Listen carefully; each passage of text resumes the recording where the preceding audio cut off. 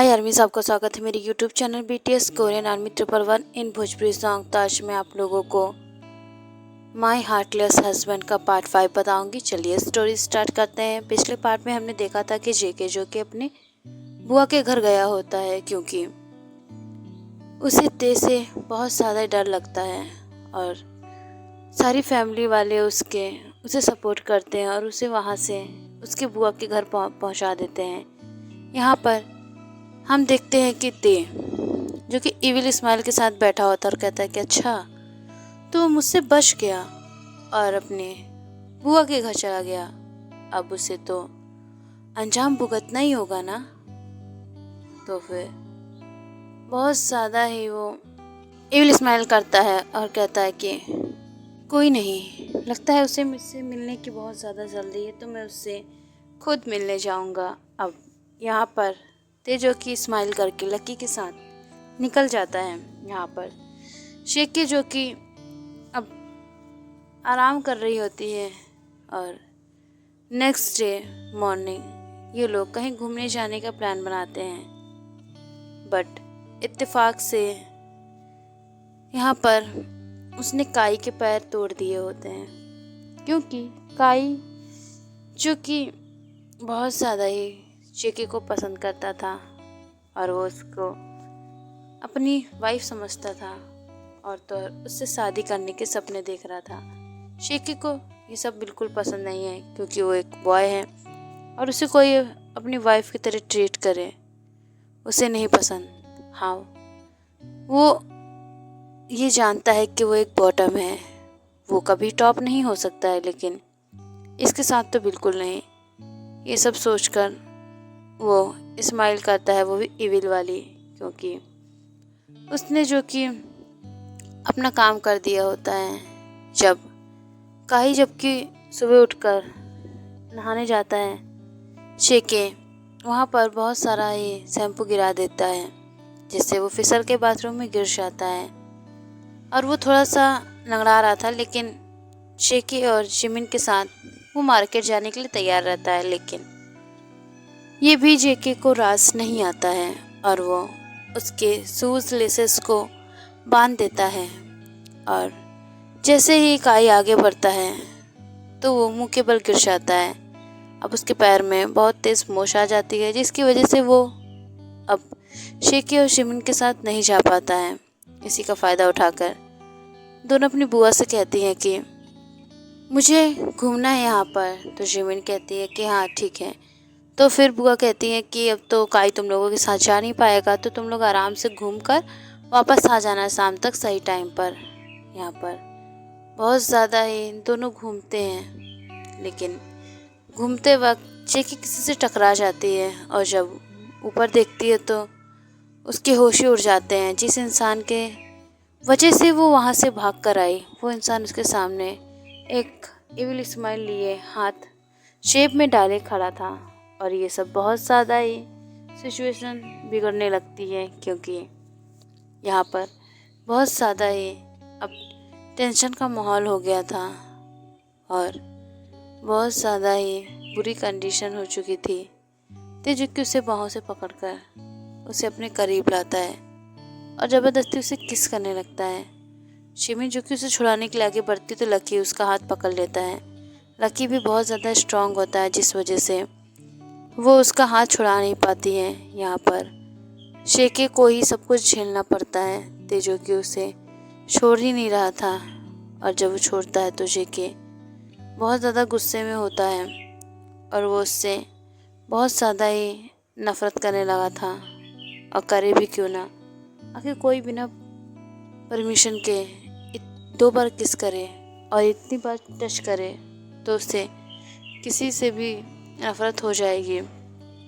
ये बहुत ज़्यादा ही परेशानी वाला था जेके के लिए। शेके जो कि अब उस इंसान की शक्ल नहीं देखना चाहती थी और वो तुरंत ही वहाँ से भागने लगती है, साथ में जिमिन भी, क्योंकि वो जानती है कि अब आगे क्या होगा और वो उसके साथ भाग जाती है।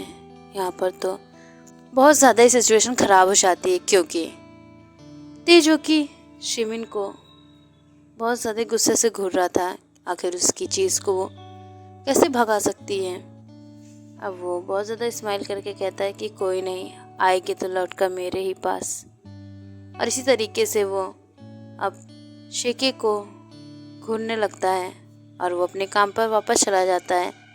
शेकी यहाँ पर घर आकर बहुत ज़्यादा रोती है और वो जिमिन से कहती है कि हम तो इसी से भाग कर आए थे नदी, ये वापस कैसे आ गया, कैसे। अब बहुत ज़्यादा ही सिचुएशन बिगड़ने लगी थी और बिगड़े भी क्यों ना, क्योंकि शेकी जो कि जिस इंसान से नफरत करती थी वो फिर से उसके सामने खड़ा है। उसे डर लग रहा था कि कहीं कुछ कर ना दे ये इंसान, लेकिन वो कुछ कर नहीं सकती है। इस वजह से वो बहुत ज़्यादा ही बुरी कंडीशन में फंस चुकी थी यहाँ पर। तो उसके इसी बात का फ़ायदा उठा रहा था और वो कुछ ना कर पाने की वजह से उसे तड़पा रहा था। यहाँ पर दोनों भाई खुश हो गए थे क्योंकि उनकी बहनें सुरक्षित प्लेस पे पहुँच चुकी थी और वो बहुत ज़्यादा ही खुशी से उछलने लगते हैं कि चलो अब शेकी सुरक्षित जगह पे है, अब वो कीमतन उसका कुछ नहीं बिगाड़ पाएगा। और हमें पता है कि वो उसे किस लिए इस तरीके से टॉर्चर कर रहा है, लेकिन अब वो उसे कर नहीं पाएगा। यहाँ पर दोनों भाई जो कि जेके से इतना ज़्यादा प्यार करते हैं कि उसके लिए कुछ भी करने को तैयार हैं, लेकिन उन्हें एक टेंशन और होती है क्योंकि उन्हें किसी का कॉल आता है और वो कहता है इंसान कि जल्दी से पैसे जमा करो वरना तुम्हारी प्रॉपर्टी हम हड़प लेंगे। यहाँ पर सिचुएशन बिगड़ जाती है, दोनों भाइयों का मुंह बन जाता है और छोटा भाई हॉबी आरएम से पूछता है कि भाई अब हम क्या करें। तो फिर आरएम कहता है कि क्या करना है ये तो सोचेंगे, लेकिन अब हम कैसे इस मुसीबत से निकलें। हॉबी कहता है कि हम बहुत ज़्यादा ही मेहनत करने के बाद मैंने अपनी कंपनी से बात की तो वो मुझे लोन दे सकती है 50,000 का और 40,000 आरएम कहता है मैं ले आऊँगा और बाकी के बचे 10,000 और उसे भी एडजस्ट करना पड़ेगा, कहीं ना कहीं से हो जाएगा। चलो कोई नहीं, कल ही मैं पैसे देकर उसे अब अपने नाम पे करा लेंगे।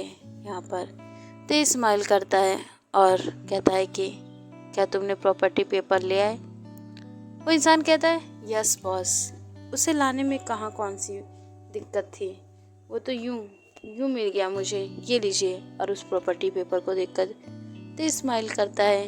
ये जेके के घर के लीगली पेपर्स होते हैं, जिसे देखकर वो स्माइल करता है कि अब कैसे दूर भागेगी, उसे तो आना मेरे पास है।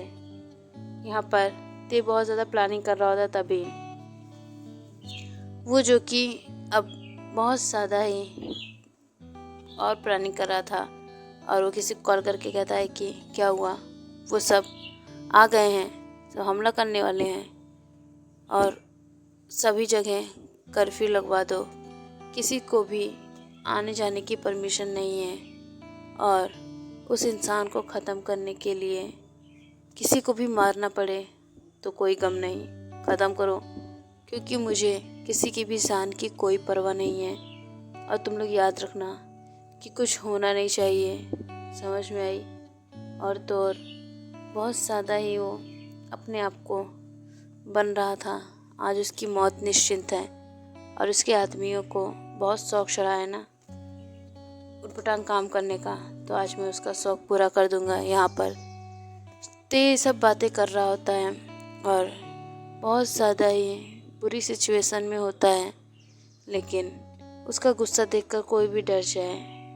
यहाँ पर शेकी रोए जा रही थी, उसे जिमिन संभाल रही होती है और यहाँ पर उसने जी काई की टांग तोड़ दी थी। काई जो कि उसके साथ हंसी मजाक करता है, कहता है कि क्या हुआ, मेरी वाइफ ही रो क्यों रही है, कहीं ऐसा तो नहीं कि तुम्हें मेरे प्यार से बहुत ज़्यादा ही प्यार है और तुम मुझसे दूर नहीं रह पा रही हो, इस वजह से रो रही हो।